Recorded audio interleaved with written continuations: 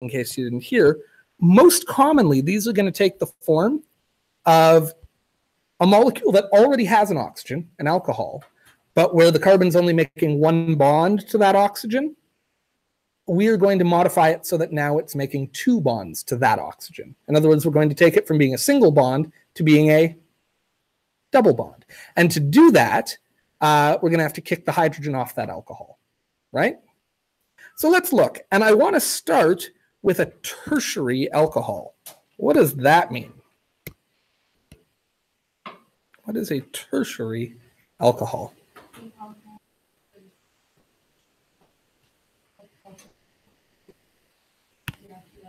Very good. So let's talk about that. Let's draw, here's my alcohol group.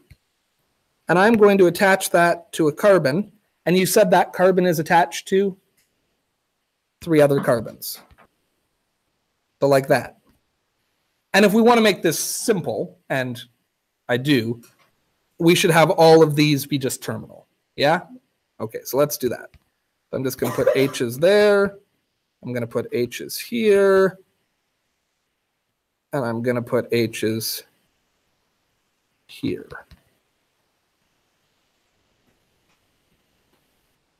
What would this monstrosity be called? 2-methyl propanol. I almost love that. What don't I love about it? It's real close. It's good. It's very, very good. Let's make it great.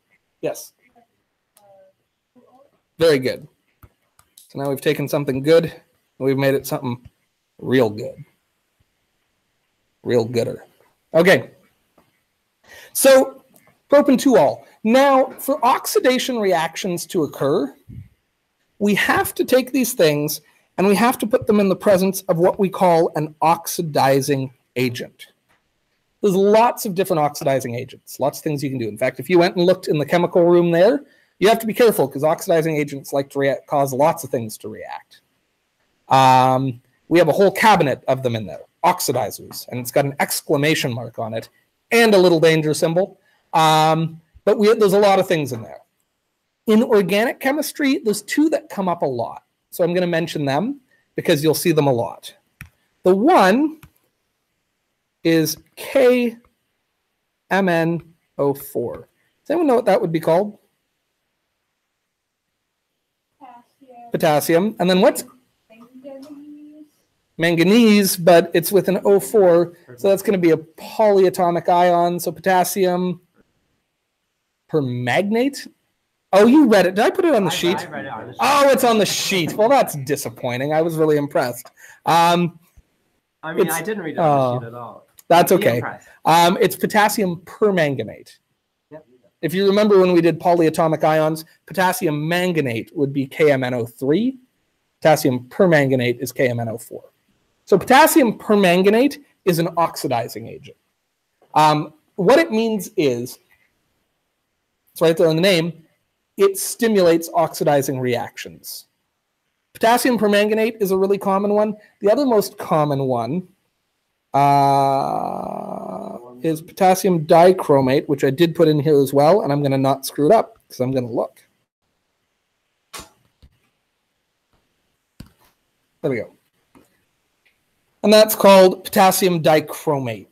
Again, these are not the only 2 oxidizing agents. There's lots of oxidizing agents in the world, but these are the ones you'll hear about most commonly. I will never forget sitting down to my second-year organic chemistry final, and the first question was about, like, what happens when, like, I think it was like tert-butyl alcohol is placed in hot potassium permanganate, and I was like, why in the name of God would I remember that? I don't remember that. And then panic started, and the panic didn't stop for 3 hours. I lost my cool, and I did not do well. But they require an oxidizing agent, and they require heat.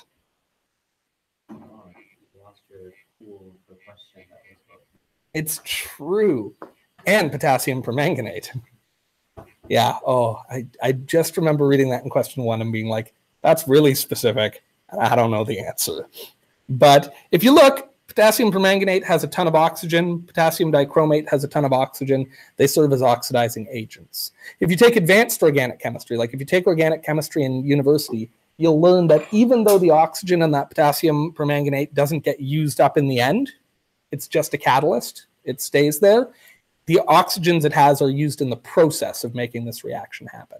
We don't learn about the steps of an organic chemistry reaction. We just say this happens.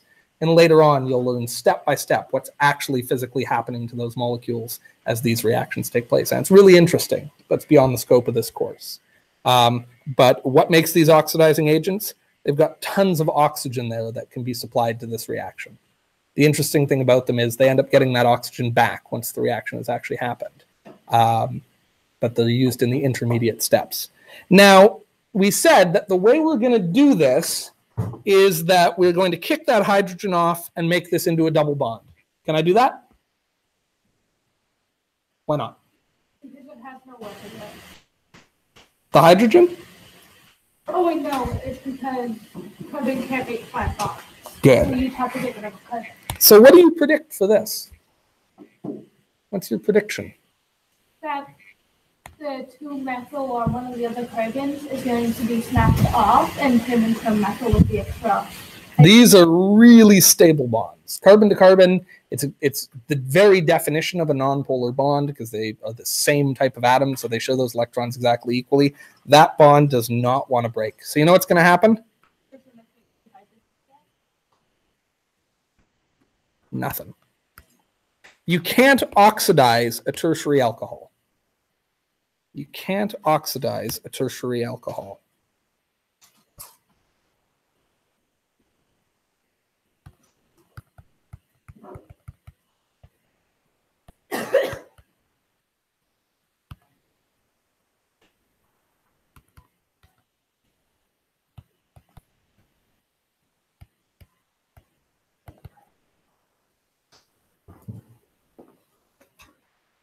So that feels like an anticlimax, but I'm teaching it in this order for a very specific reason.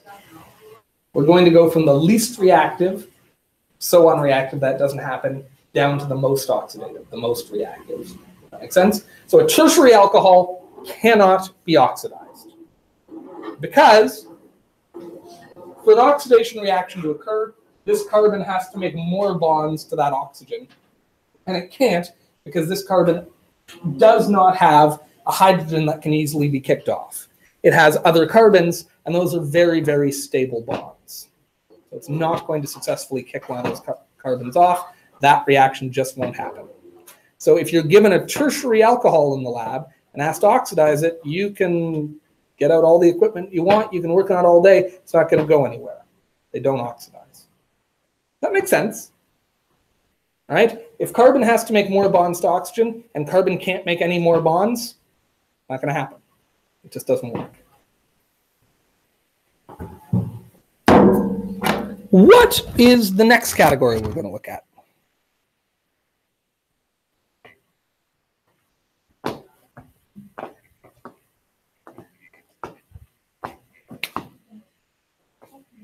Secondary alcohols. Good. Does somebody want to give me a nice, simple secondary alcohol? Okay, I feel like we can do better. I feel like we can do better, yes? Okay, so ethanol looks like this. Is that a secondary alcohol? No, that would be, I'm going to use that one. I'm going to use it when we're talking about a primary alcohol. But I need a secondary alcohol. What? Sorry? Very good. That is the simplest secondary alcohol. A secondary alcohol has to be inside a chain, right? It can't be on terminal carbon. So it can't be on a 1-carbon chain because that doesn't have an inside. It can't be on a 2-carbon chain because that doesn't have an inside. So the simplest secondary alcohol is propan-2-ol. Very good. And we even got the name right. Propan-2-ol. That's a secondary alcohol.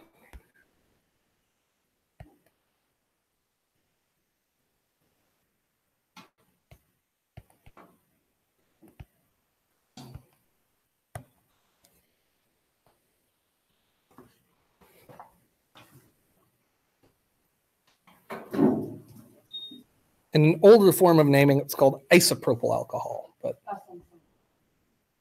it does, except you then have to memorize what the name isopropyl alcohol means, as opposed to the name telling you exactly. Yeah? You know how we put gasoline in vehicles? Mm-hmm. Why does it contain ethanol? Because ethanol burns beautifully, right? If you've ever seen like a flair bartender, one of those guys who like pours the alcohol down on the bar and then like lights it on fire and like does tricks and like juggles stuff, alcohol burns wonderfully.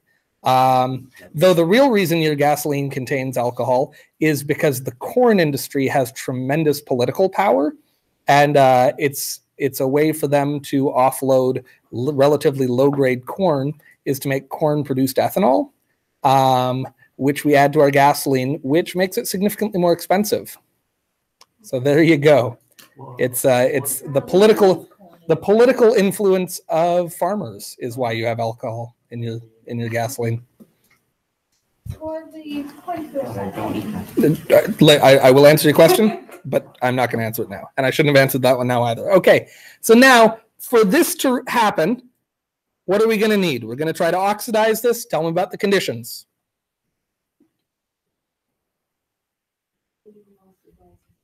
We need an oxidizing agent. Give me an oxidizing agent, someone else. Very good. What's the formula for potassium permanganate?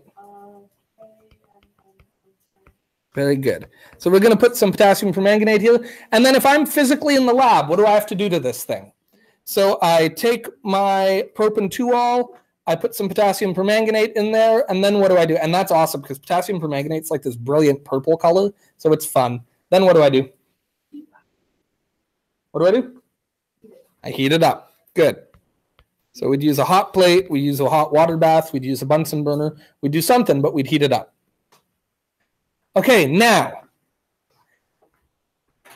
is there a second reactant here? No. We have the potassium permanganate, but it's going to remain unchanged. When this reaction's done, you're still going to have potassium permanganate. It's just a catalyst. So the reaction has to happen within the molecule itself. So talk to me. What's going to happen?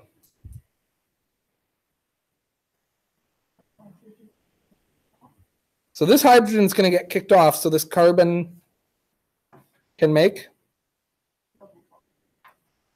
a double bond. What else is going to have to get kicked off?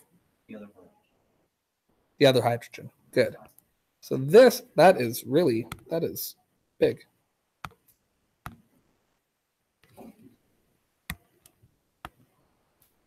So this hydrogen and this hydrogen are going to react away. What do you think they're going to form if you really had to make a guess? Yeah, good. They're going to make hydrogen gas.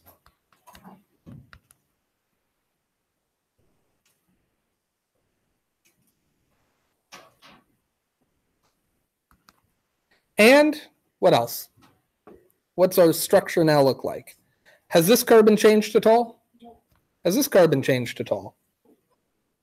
Okay, so are you making fun of me? Kind of sounds like you're making fun of me. Do you find my pronunciation of things amusing? All right. And what is this middle carbon going to look like now? We kicked off the two hydrogens. The oxygen's still there. What's changed? It's got a double bond. It's now a double bond. What have we made? A improper diagram. No, we haven't. What have we made? What's the product? I mean, this is obviously propane, but there's something else going on. Propanone? Good. And in this case, do I need to say two? Because a ketone, by definition, is a double bond inside. Now, if this were anything other than propane, we would have to specify the location, right? So it is only because There's only one middle carbon here, because if it was on the end, it wouldn't be a ketone, it would be our friend aldehyde, right? Our buddy Al, aldehyde, who we always remember lives in Buffalo. So he calls himself aldehyde. Okay. What, a doctor can't be named Al? No. I wouldn't trust a doctor named Al. If you would, that's poor judgment on your part. Like, is that because you think a doctor whose name is Albert should go by Albert? Yes. They have to be pretentious. Only good doctors are pretentious. No, you say so. My wife had thyroid cancer. She had to have her thyroid taken out. It's about 10 years ago. And the doctor who did it was the strangest guy I've ever met. So he had like a wife beater set of scrubs, which I didn't know was a thing. So like when he was scrubbed in for surgery, this thing was here and like his armpit hair was visible. So it was really strange. And then after the surgery, I like went to shake his hand and he was like, surgery went fine. And I was like, okay, I'm not going to touch you. I felt like, but he was like the most jittery, strangest fellow I'd ever met, but just an absolute artist. You wouldn't believe it. So she came out, she looked like a slasher film because they had the thyroid. Do you know where your thyroid is? You can palpate it. It's right here. You can actually feel it going around the outside of your esophagus. And it's a gland. It produces hormones. So to take it out, they have to do an incision here. So when she came out, she'd been cut like this and stitched up, and it looked like Frankenstein's monster.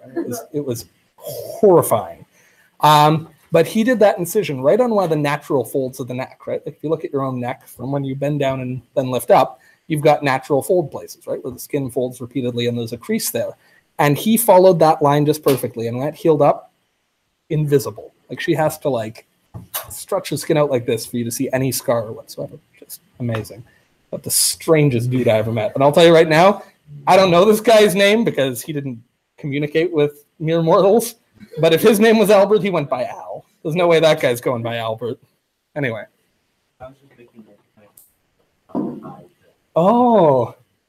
They should have used Jekylls somewhere. That could instead of ketones, they could have called them.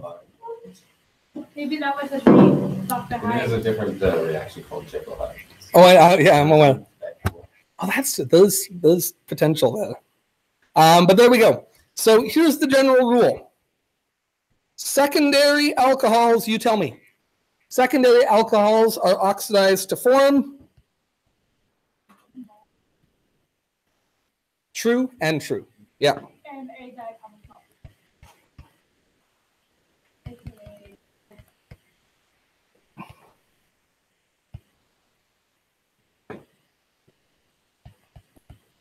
I actually need to quickly look up.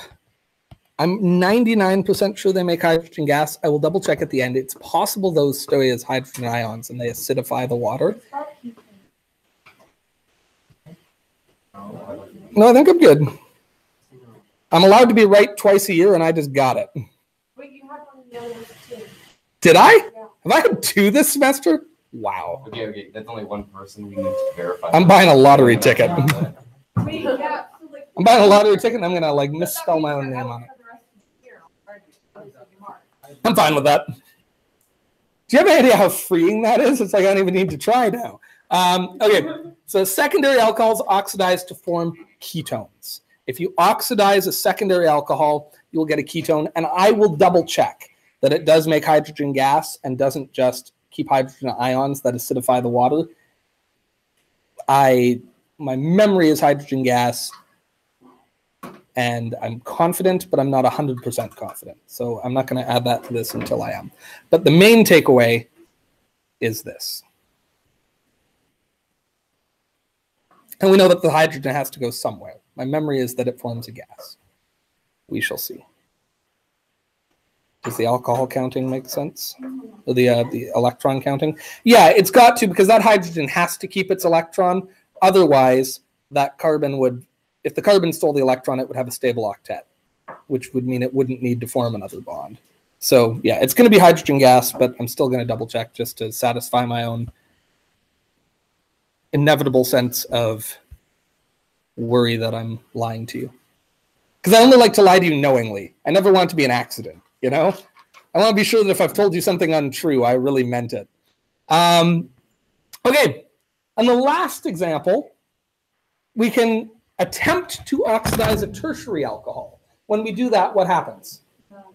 Nada. Doesn't work, right? Because that tertiary alcohol doesn't have a free bond to turn into a double bond. It has to kick a hydrogen off to make a double bond. It can't kick a hydrogen off to make a double bond, so it doesn't work. Now, a secondary alcohol can be oxidized to form a ketone. What's going to happen when we oxidize a primary alcohol? What do you think? I think you're right. So give me an example of a nice, simple primary alcohol. Let's not be drawing decanol up here. Ethanol? Ethanol. Cool. Did you say methanol? Yeah. We'll do methanol next time. But I'm committed. Can you do methanol? It's not attached to any carbon. Well, it's not technically a primary alcohol, but it will oxidize. But yeah, you're right. It's not technically a primary alcohol.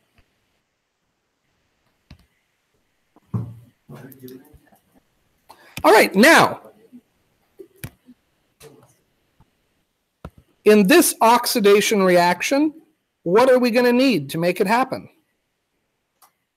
We're going to need heat, and we're going to need well, these happen in aqueous solution, so yes.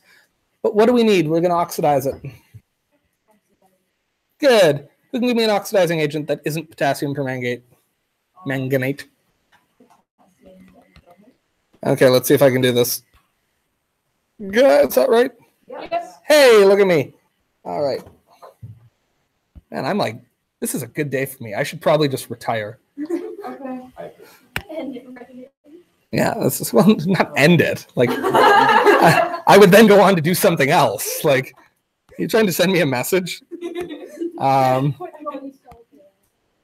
If I have time after, remind me to tell you the most embarrassed I've ever been in my life. Okay. Yeah, So if we have time. Was this one a kid class except your wife? That was not your most embarrassing. That's not even in my top like 80. My life is basically like a ping pong machine of embarrassment.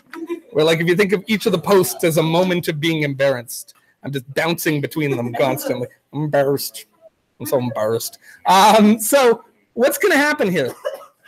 This oxidizing agent is going to use its many oxygens to use its wily ways to pull away what? The hydrogens. And that's eventually just going to release them. But these hydrogens are going to be released. And again, I'm going to double check so I'm not lying to you. But we either get hydrogen gas, which is my memory of it, or hydrogen ions in the water. So I'm pretty confident it's hydrogen gas. And then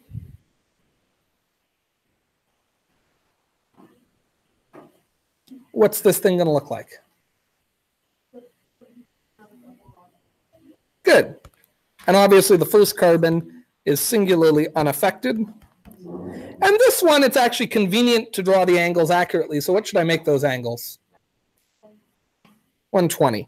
Because what's the hybridization state of? Yeah, the carbon is sp2. By the way, what's the hybridization state of the oxygen? The oxygen. sp2, because it's also making one double bond. Hey, what must it have then? It's got a single bond, a double bond. We don't draw them anymore because we're lazy, but it must have how many? One lone pair, would that get us to 8? 2, 4, 6? 2 lone pairs. We don't need to draw them, but just from our memory, right? If it's sp2, which it is, it's got a single bond, it's got a double bond, those other orbitals must be full of something. They're full of lone pairs. We typically don't draw them just because it gets really cumbersome, right? But if we were drawing a very careful, fully concerned Lewis diagram, we do that. So this is ethanol, and this is ethanal, right?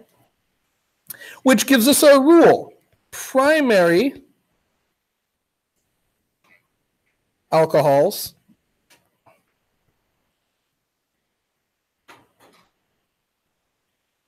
oxidize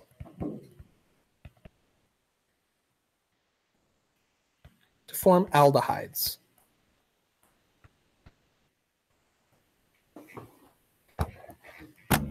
Now, the thing about an aldehyde is that carbon right there is still able to do what? Yeah, it can still be oxidized more fully. Now, it's a weird case because remember how we said the rich get richer in Markovnikov's rule? It kind of applies here too. You will never oxidize a carbon that doesn't have some oxygen to begin with. There's kind of not an entry point for oxygen to get in there. Does that make sense? Now, what we can do is if we have a single bond to oxygen, an oxidizing agent will make that carbon form that into a double bond. It will release two of the hydrogens and make a double bond there.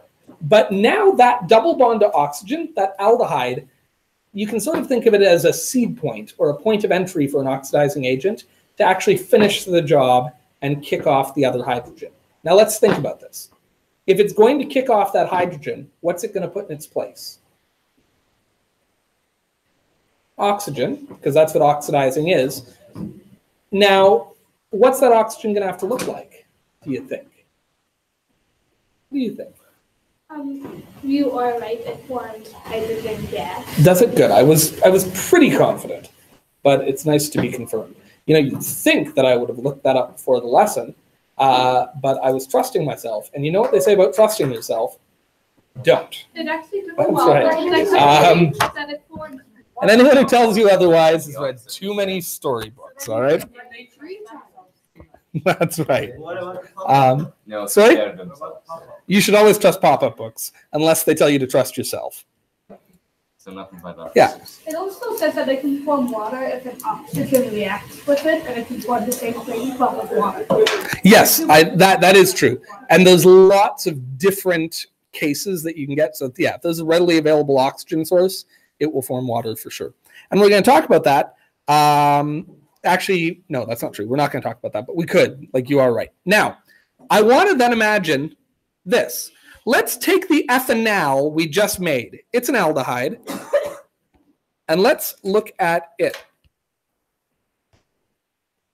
We've just made it, and it is sitting still in a beaker, right? And what's in that beaker? Yep, water.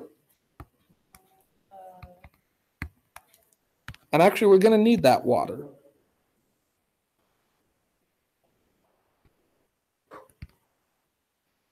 What else is in that beaker? Possibly oxygen. Well, I'm talking about the beaker we just made it in. So we just made this ethanal. To make the ethanal, what did we have to put in the beaker? Yeah, we put in this case potassium dichromate. And what did we have to do to that water, ethanol, potassium dichromate mixture? We had to heat it up. When that reaction happens, does the potassium dichromate immediately disappear and the water get cold? No. It's still there, which means this reaction can actually continue. It can continue. So what we're going to get here is a multi-step reaction.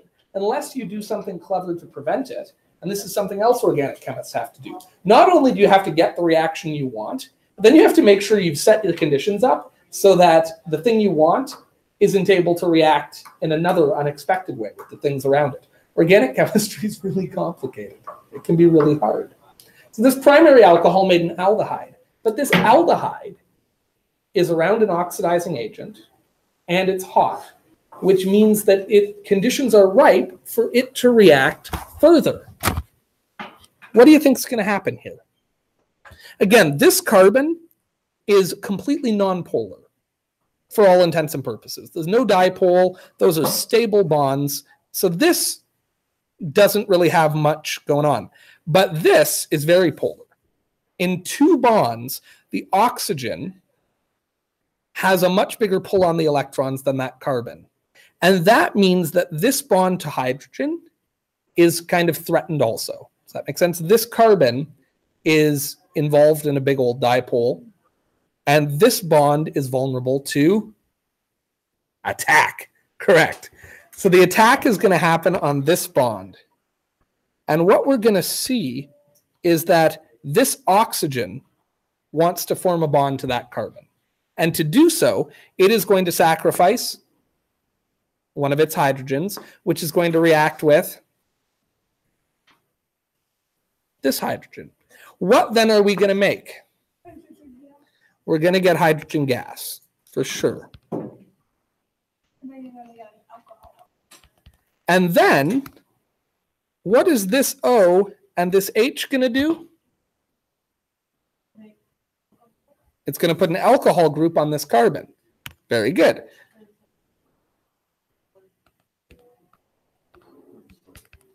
Yeah, very good. You beat me to it. It bonds itself on right there, and we know what this is. This is ethane, but it's not ethane. It was an ethanal, but now it's not an ethanal. Now it is ethanoic acid. We've just made a carboxylic acid. And if you're not careful, it'll find the other ethanols that are around. If, say, you accidentally put a strong acid in here too, what would it want to do then? Now you've got ethanoic acid, but you've also got the ethanol that you started with.